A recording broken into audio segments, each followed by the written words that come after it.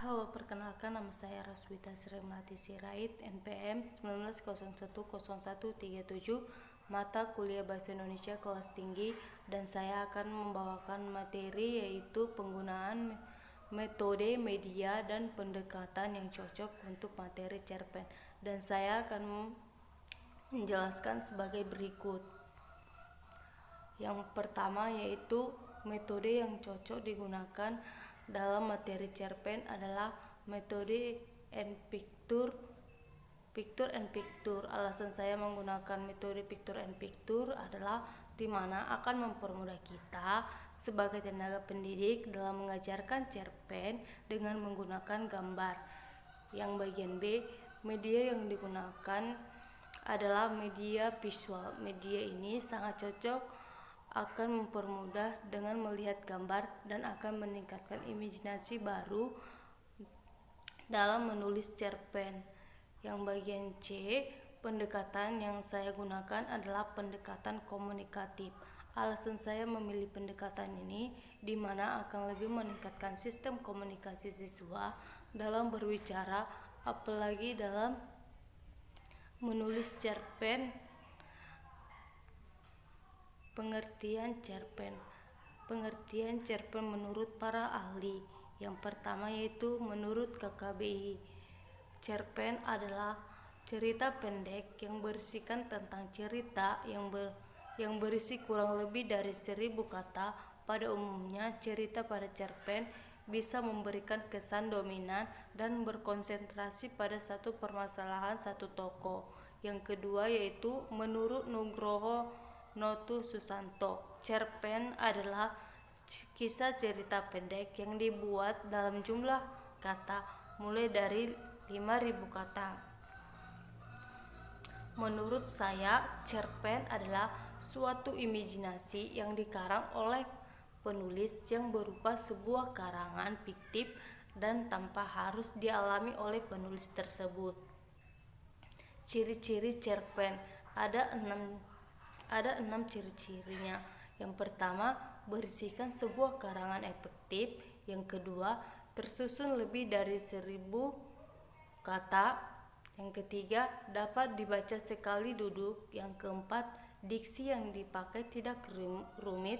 Yang kelima, berdasarkan pengalaman hidup. Yang keenam, memiliki pesan moral. Fungsi-fungsi cerpen ada 5. Yang pertama, fungsi relaktif.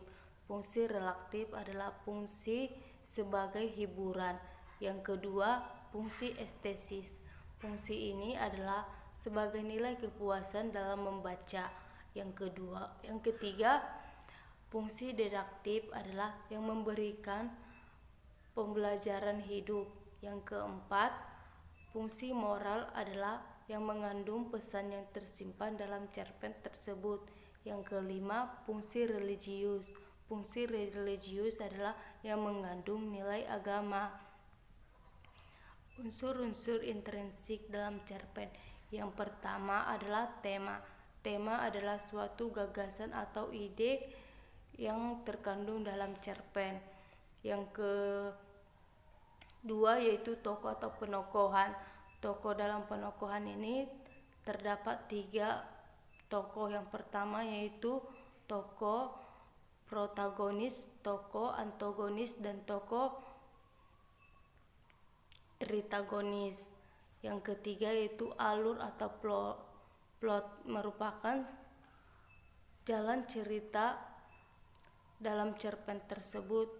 Yang keempat, setting atau latar. Latar terbagi menjadi 3 yaitu latar tempat, latar suasana. Yang ketiganya latar waktu. Yang kelima, sudut pandang. Yang keenam, gaya bahasa. Yang ketujuh, amanat yang disampaikan oleh cerpen tersebut. Cara menuliskan cerpen ada 4. Menentukan tema dan judulnya. Yang kedua, menentukan kunci kata. Yang ketiga, menggunakan gaya bahasa. Yang keempat, mengembangkan ide yang ada pada pemikirannya. Contoh cerpen seperti judulnya Liburan London. 2 bulan yang lalu, aku dan keluargaku berlibur ke London. Aku bersama orang tuaku pergi ke London tepat sewaktu liburan sekolah. Kami melihat agen perjalanan lalu memesan tiket. Sesampainya di sana, kami pergi ke kedutaan besar Inggris untuk mendapatkan visa agar dapat masuk ke Inggris. Kami telah memesan 14 hari tur. Ini termasuk akomodasi, jalan-jalan, dan juga termasuk wisata di sekitar London. Kami telah naik pesawat Boeing besar. Kami berada dalam pesawat itu sekitar 14 jam untuk perjalanan. Di dalam pesawat terdapat pramugari yang ramah. Mereka memberikan koran dan majalah agar kita dapat membaca dan tidak mudah bosan. Mereka juga memberikan kami makanan dan minuman dan tak lupa film untuk hiburan juga. Mereka memberikan pelayanan penerbangan yang sangat menyenangkan. Kami pun dapat tertidur pulas ketika kami berada di dalam pesawat. Ketika kami sampai di bandara Heathrow, kami harus pergi ke bea dan imigrasi. Di sana terdapat para petugas yang baik. Mereka memeriksa dokumen dengan hati-hati dan melayani kami dengan sangat sopan dan ramah.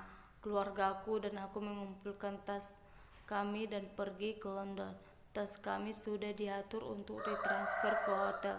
Hotel yang kami singgah adalah hotel bintang 4 yang terkenal. Kami mendapatkan pemandangan taman yang sempurna. Kami memiliki kamar mandi dan toilet sendiri. Di lantai 3 ada restoran yang memiliki berbagai jenis makanan. Mereka mampu menyajikan makanan Asia dan Eropa. Yang 2 minggu di London berlalu, pada akhir 14 hari kami cukup lelah, tetapi kami merasa senang. Sekian dari hasil presentasi saya. Jika ada kata-kata dan penuturan kata yang salah, saya minta maaf. Sekian dan terima kasih.